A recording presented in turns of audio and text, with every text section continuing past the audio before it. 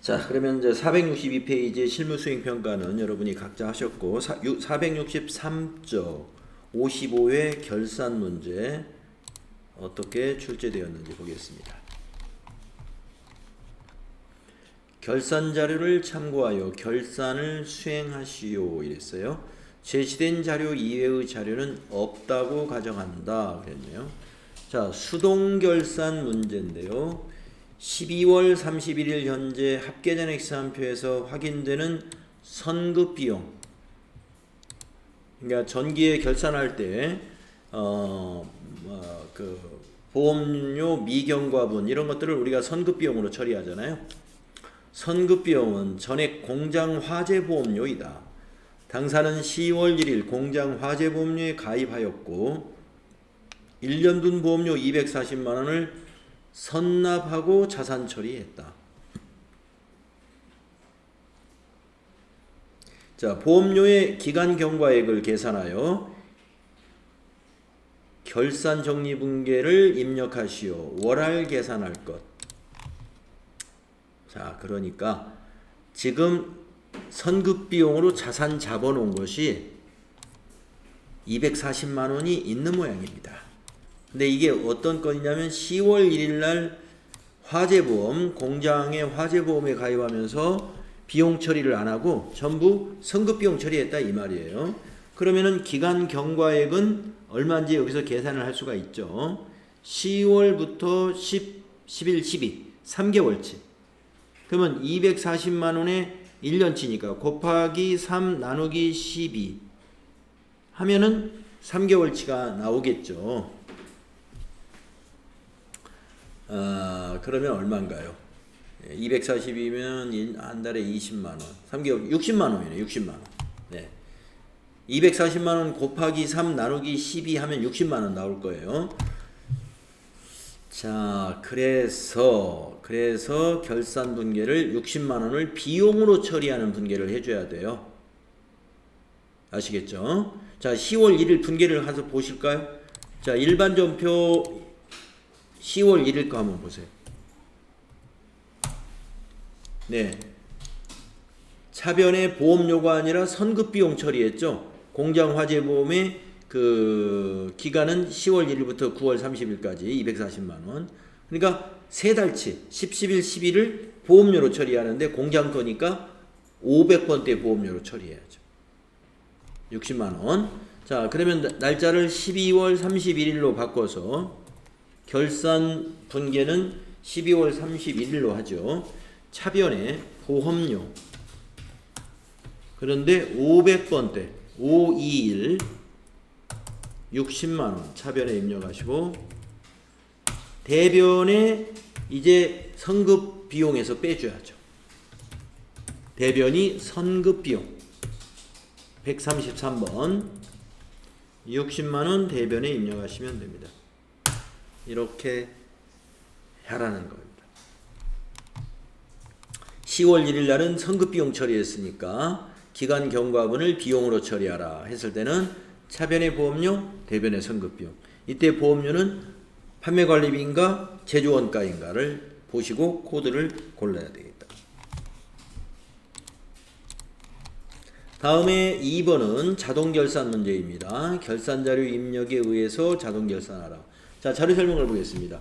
1번 기말 단기 대여금에 대하여 1%의 대손충당금을 보충법으로 설정해라. 단기 대여금에 대해서 1% 대손충당금을 보충해라 하는 거하고 기말 재고사항 원자료, 제공품, 제품. 그 다음에 이익여금 처분계산서에 확정일과 애정일 날짜 입력하고 이익여금 처분계산서에서 손익대체분계까지 하는 거. 자, 그러면은 이게 결산자료 입력으로 가기 전에 합계잔액사항표를 조회해서 12월 31일 현재 단기 대여금의 잔액과 또 대손충당금의 잔액이 어떻게 되는지를 보겠습니다. 자, 전체 메뉴에 가서 합계잔액사항표를 결산일로 입력해 보세요. 12월 31일로 단기 대여금은 당좌 자산에 있겠죠. 단기 대여금 여기 있습니다. 잔액을 확인하면 2천만 원이 있어요. 자, 그런데 단기 대여금의 대손 충당금은 없습니다. 있다면 밑에 있어야 돼요. 단기 대여금의 대손 충당금이 바로 단기 대여금 아래에 있어야 되는데 없다는 거죠. 미수금에 대한 대손 충당금은 있네요. 단기 대여금에 대한 대손 충당금은 없다는 걸 확인했습니다. 자, 2천만 원의 1%는 얼마일까요? 20만 원이죠? 2천만 원에 곱하기 1%. 그래서 1%를 대손 충당금으로 설정하면 돼요. 자, 이것을 일반 전표에다 할 게 아니라 단기 대여금에 대한 대손 충당금 설정은 기타의 대손 상각비에다가 20만 원을 결산자료 입력에 입력해 주면 됩니다. 자, 그러면 가보겠습니다. 결산자료 입력 가가지고 1월부터 12월까지죠. 자, 20만 원을 먼저 입력해 볼까요? 아래로 쭉 내려가면 기타의 대손상각비라는 게 있을 거예요. 기타의 대손상각비. 영업의 비용 쪽에 있죠. 네. 거기에 단기 대여금란이 있죠. 여기다가 20만 원을 입력하시면 됩니다. 단기 대여금의 대손 처리를 할 때는 차변이 오는 게 기타의 대손 상각비예요. 대변은 대손 충당금이고. 자, 여기다 입력하고. 그 다음에 그 자료에 있는 2번 기말 재고 현황을 이제 입력하겠습니다. 원재료는 저 위에 가서 기말 원재료 재고액에다 입력해 줘야 돼요. 4850000. 제공품은 조금 내려와서 기말 제공품 재고액에다 입력해야 돼요. 15400 1540만. 제품은 조금 더 내려와서 기말 제품 재고액에다 입력해야 돼요. 기말 제품 재고액 2390000. 다 입력했죠. 위에서 전표 추가를 눌러요. 전표 추가 꼭 빠뜨리지 말고 눌러야 됩니다. 예, 확인. 그리고 나서 이익잉여금 처분 계산서를 실행하시는데 불러오겠느냐 하면은 아니요 해가지고 새로 작성해야 돼요. 자, 이익잉여금 처분 계산서. 네, 불러오시겠습니까? 물어보죠. 아니요. 새로 작성해주고. 처분 예정일은 2024 0228. 처분 확정일은 2023 0228. 이렇게 입력한 다음에 저 위에 있는 전표 추가 누릅니다. 일반 전표에 6건 추가되었습니다. 나오죠? 확인. 네. 이렇게 하면 결산 55회의 결산 수행을 했고요. 그런 다음에 이제 평가 문제를 답을 찾아야죠. 찾아보겠습니다. 영수증 수취 명세서를 조회해서 명세서 1번에 가가지고 11번 명세서 제출 제외 대상의 금액이 얼마냐. 우리 이거 찾아본 적 많이 있죠? 자, 전체 메뉴에 가서 영수증 수취 명세서 여기 결산 박스에 있어요. 클릭해가지고 1번 탭이 두 번째 탭이 1번이에요. 가가지고 11번 명세서 제출 제외 대상 여기에 있죠. 거기에 금액 87만 원을 답으로 입력하면 됩니다. 복사가 되면 복사하시는 게 편하죠. 복사되는군요. 컨트롤 C, 컨트롤 V 하면 돼요. 22번 받으러움 현황 조회. 자, 받으러움 현황으로 한번 같이 가봅시다. 자, 금융자금관리에 여기 받으러움 현황이라는 장부 클릭하시고 1사분기에 할인받은 받으러움의 총액은 얼마냐. 어음 조회를 누른 다음에 조회 탭 세 번째 탭이죠. 여기 조회 구분을 할인으로 선택하시고 조회 구분 할인 거래일 선택하고 1/4분기니까 엔터 1 엔터 3 엔터 하면은 23년 1월 1일부터 24년 3월 31일로 이제 입력하면 된다는 거예요. 자, 거래처는 전부 할 거니까 처음부터 끝 엔터를 치면 됩니다. 지금 여기 보이는 것은 거래일로 1/4분기, 조회 구분은 할인, 즉 할인된 것만 조회가 됩니다. 그래서 할인받은 받으러 오면 총액 여기 2,300만 원을 답안에 입력하시면 됩니다. 23000. 다음에 23번 1월계표 조회. 자, 전체 메뉴에 가서 1월계표는 여기에 있죠. 전표 입력 밑에 1월계표. 1월에 발생한 1월이면 월계표에서 1부터 1이라고 입력하면 되죠. 1 엔터 1 엔터. 여비교통비 판매관리비의 금액은 얼마냐. 자, 아래로 내려가는데 제조경비에도 여비교통비가 있을 수가 있고 판매관리비에도 여비교통비가 있을 수 있기 때문에 제조경비를 지나야 판매관리비가 나옵니다. 여비교통비 판매관리비는 128만원을 1280000 이게 답입니다.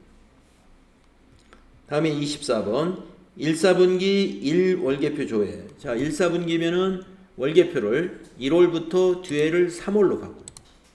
1월부터 3월. 영업의 비용의 금액은 얼마냐? 영업의 비용이라면은 저 끝에 있겠죠. 밑으로 쭉 내려가서 영업의 수익 밑에 영업의 비용. 1126000 비용은 차변에 있는 거니까 차변의 합계 1126000이 답이 되겠습니다. 그 다음에 25번 1월계표 10월부터 12월에 발생한 영업의 비용 위에서 월만 바꾸면 돼요. 10월부터 12월 아래로 또 쭉 내려가서 영업의 비용 8960000. 그 다음에 26번 거래처 원장을 조회하라. 자, 거래처 원장은 전체 메뉴에 가서 여기 장부의 중간쯤에 있죠. 거래처 원장 3월 말 그럴 때는 앞에 날짜는 그냥 엔터로 지나가고 뒤에 날짜를 3 엔터 하면은 3월 말일이 뒤에 날짜가 입력이 되죠. 국민은행의 보통예금 잔액은 얼마냐. 계정과목은 103번. 거래처는 그냥 전부 봐도 괜찮아요. 엔터로 쭉 지나가면 103번 거래처 은행이 몇 개 안 되니까 거기에서 국민은행의 잔액을 딱 찍어서 복사해서 붙여놓으면 되죠. 161 662 000이죠. 그 다음 27번 거래처 원장 4월 말 거래처별 외상매출금 잔액으로 옳지않은 것은. 자, 지금 거래처 원장이니까 뒤에 날짜를 4로 월을 바꾸고 1에서는 그냥 엔터하고 외상매출금 코드는 108번 그리고 거래처는 전부 엔터 치면 돼요. 처음부터 끝. 101번 삼보마켓 잔액이 5170 맞았고 102번 갤러웨이 24125 틀렸네요. 그래서 옳지 않은 것은 2번. 2번을 마우스로 클릭하면 답이 입력되죠. 그 다음에 28번 거래처 원장 6월 말 유정산업의 외상매출금 잔액은 얼마인가. 네, 뒤에 날짜를 지금 거래처 원장이죠. 뒤에 날짜를 6월로 고칩니다. 6월 말로. 그리고 108번 외상매출금 엔터 한 다음에 외상매출금 거래처가 많이 있겠으나 코드 순위니까 030 뭐 컨트롤 F로 해야 되고 03 이렇게 찾아도 돼요. 유정산업 여기 있죠. 32010000을 복사해서 붙여놓습니다. 29번 거래처 원장 12월 말 신한카드의 외상매출금. 자, 뒤에 날짜를 또 12월로 이렇게 고치시고 외상매출금에서 계속 또 엔터. 카드사는 코드가 크기 때문에 맨 밑에 있습니다. 이걸 복사하면 되죠. 3740000 컨트롤 C 컨트롤 V 할 줄 알죠? 그 다음에 30번 재무상태표 조회. 자, 그러면 이제 재무상태표를 엽니다. 12월로 딱. 3월 말이네요. 3월 말로 조회하겠습니다. 3월 말.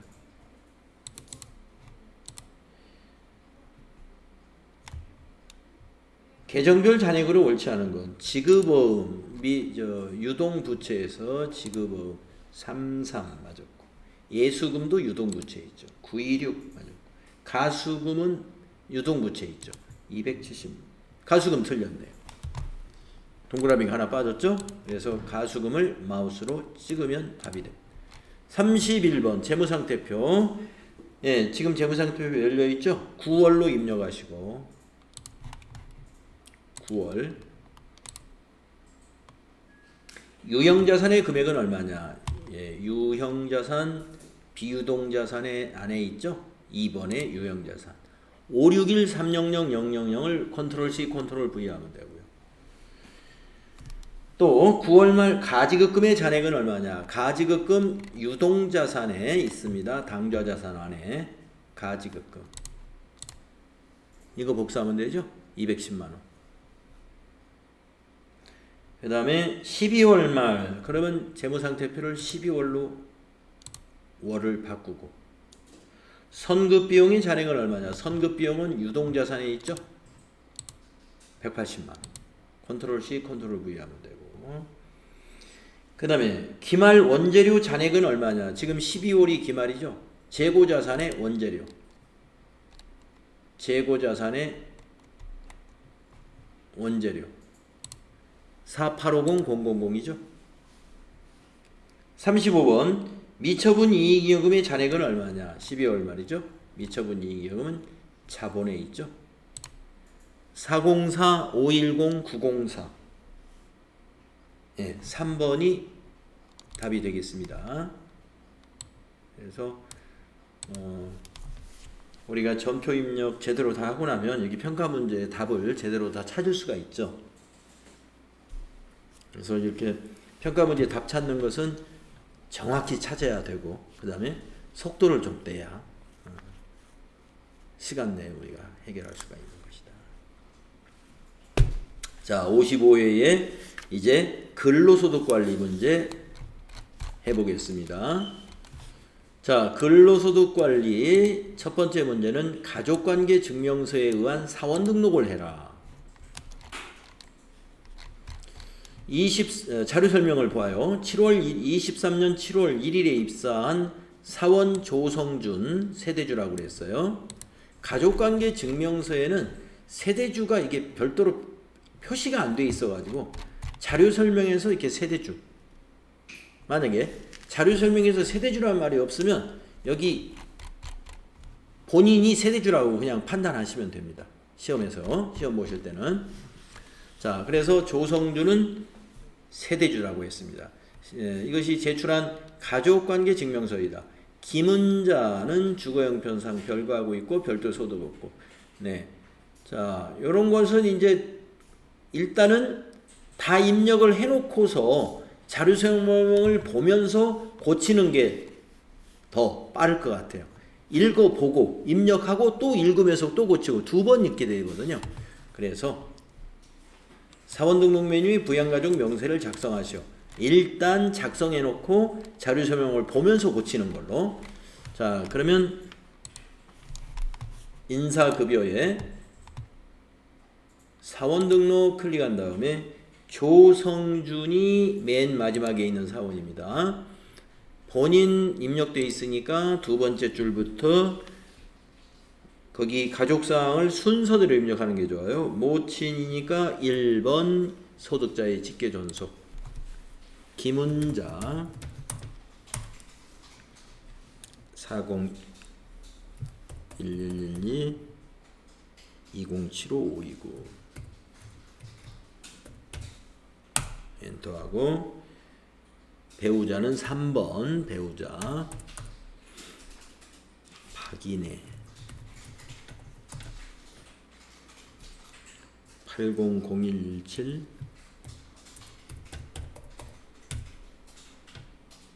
2247-093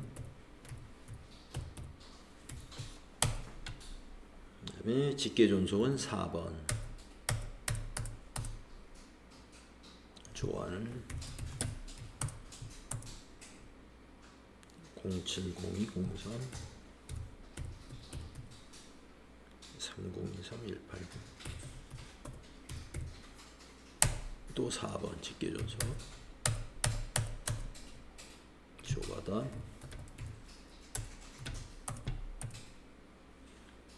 150123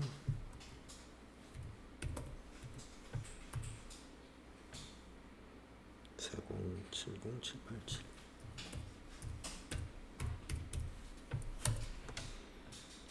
형제는 6번 조도일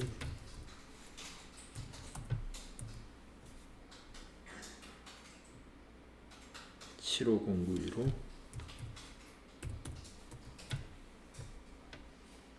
1927-327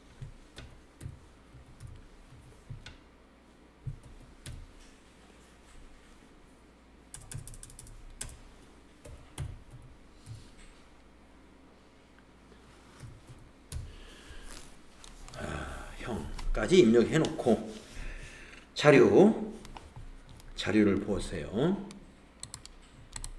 자료 설명을 보면 기문자 주거 형평상 별거하고 있고 소득은 없어요. 그러면 이대로 두면 되겠죠. 네, 기문자 70세 이상. 그 다음에 박인의 배우자는 복권 당첨 소득이 있는데 2천만원. 복권 당첨 소득은 무조건 분리과세이기 때문에 여기서는 소득이 없는 사람으로 봅니다. 기본공제 대상자를 판단할 때는 비과세하고 분리과세는 소득으로 안 보는 거예요. 그래서 분리과세니까 빼고.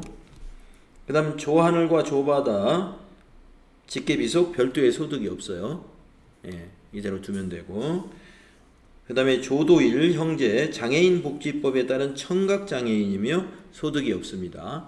지금 조도일이 자동으로 기본이 부과되어 있는 이유는 75년생이라서 아직 60세 이상이 안 됐기 때문에 부과되어 있는 겁니다. 그렇지만 장애인은 나이를 보지 않기 때문에 나이에 상관없이 기본공제 대상자가 돼야 돼요. 그래서 기본을 뭘로 바꾸냐면 여기 5번 장애인이라고 기본을 바꿔주시고 이 장애 코드를 장애인 복지법에 따른다고 그랬으니까 밑에 보시면 메시지가 1번이 장애인 복지법이죠. 그래서 1번 그대로 두면 돼요. 그래서 우리가 입력했던 것 중에서 딱 고치는 게 하나였어요. 조도일 형에 대해서 기본공제 부로 자동으로 된 것을 5번 장애인으로 고치고 장애 코드는 1번 적용하면 되겠습니다. 그런 다음에 36번부터 40번의 평가 문제를 하시면 돼요. 자, 조성준 근로소득 원천징수 영수증을 조회해서 답을 맞추라고 했어요. 그러면은 인사급여에 가가지고 조성준의 근로소득 원천징수 영수증은 여기 연말정산에 있는 것을 말합니다. 그래서 클릭하셔가지고 코드에서 더블 클릭해서 조성준을 불러내 줍니다. 여기서 한번 맞춰볼게요.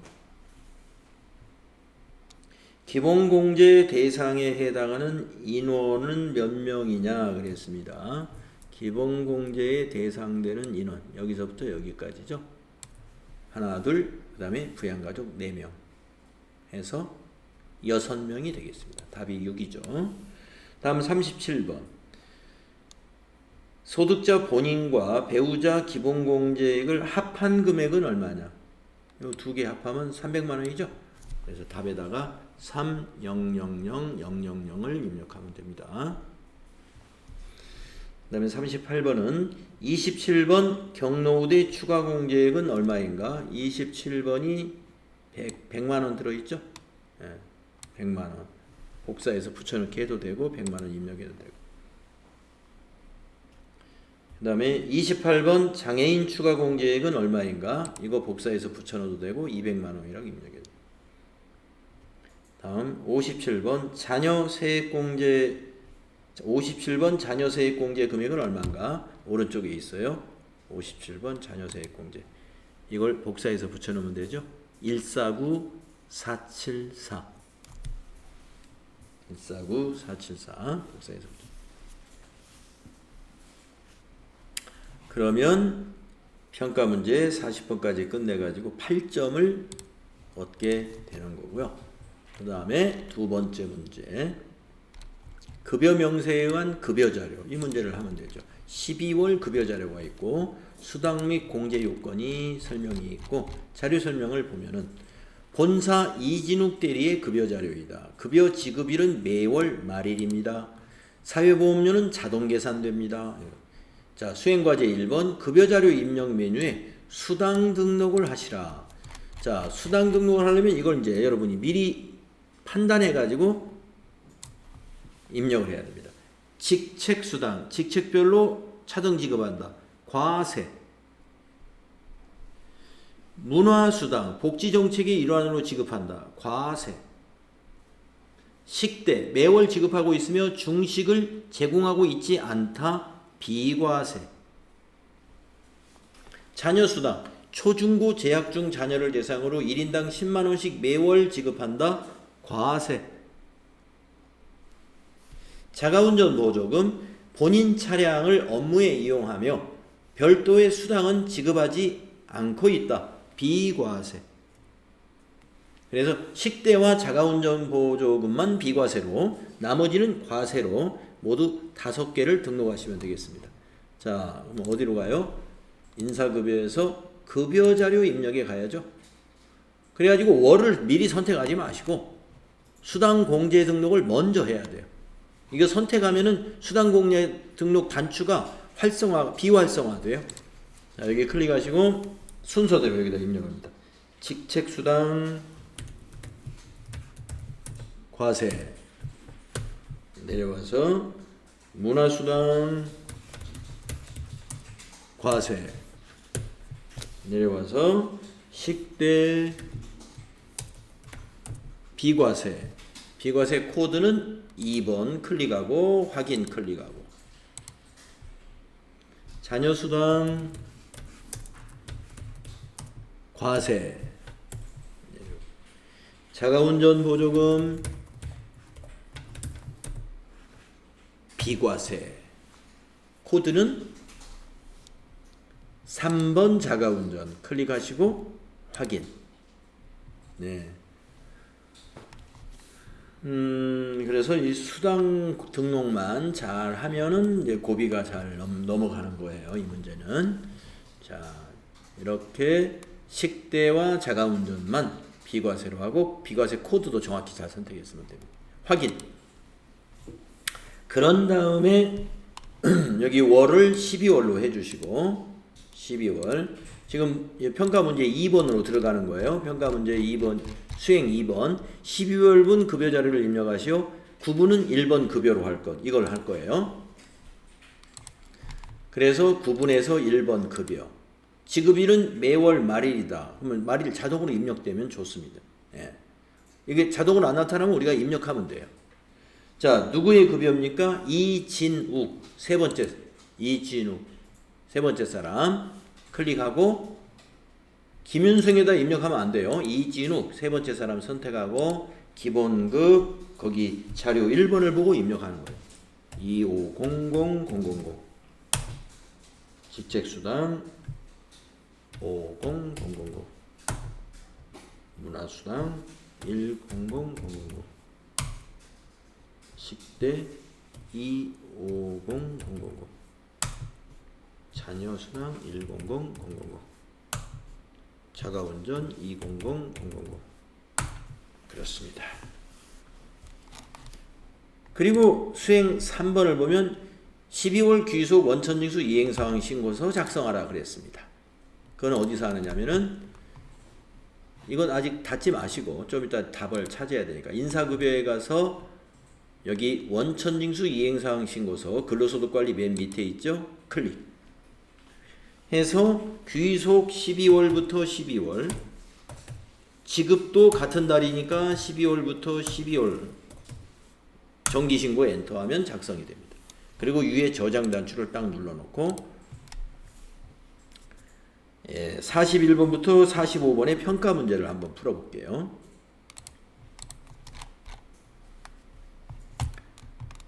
이진욱 12월 급여 자료를 해서 수당 중 과세 대상 문화수당은 얼마냐. 네. 전부가 다 과세죠. 볼 것도 없이.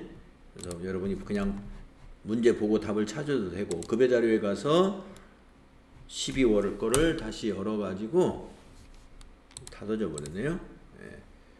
이진욱 선택하고 여기 오른쪽에 보면 문화수당 과세 10만원이죠. 네, 10만원이 답이고 그 다음에 42번 수당 항목 중 비과세 대상 식대 금액은 얼마냐. 여기 식대의 비과세 여기 나와 있죠. 20만원. 그 다음에 43번 수당 항목 중 비과세 대상 자가운전 보조금 금액은 얼마냐. 네, 여기 밑으로 좀 내려가 위로 올라가야 되네. 네, 밑으로 내려오죠. 자가운전 보조금의 비과세 20만원이죠. 20만. 그 다음에 44번 12월분 급여에 대한 차인 지급액은 얼마냐. 차인 지급액은 이거죠. 2899850 네, 복사 되나요? 안 되네요.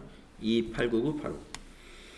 그 다음에 원천징수 이행사항 신고서를 조회해서 6번 소득세 등의 금액은 얼마냐. 조금 저장해 놓은 거 원천징수 이행사항 신고서에 탭을 바꿔서 6번 소득세 등 56,800원 이거죠. 이것을 복사해서 붙여놓습니다. 네.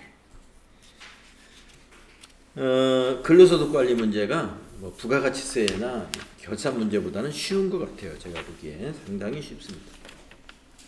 조금 더 해보면 자신이 생깁니다.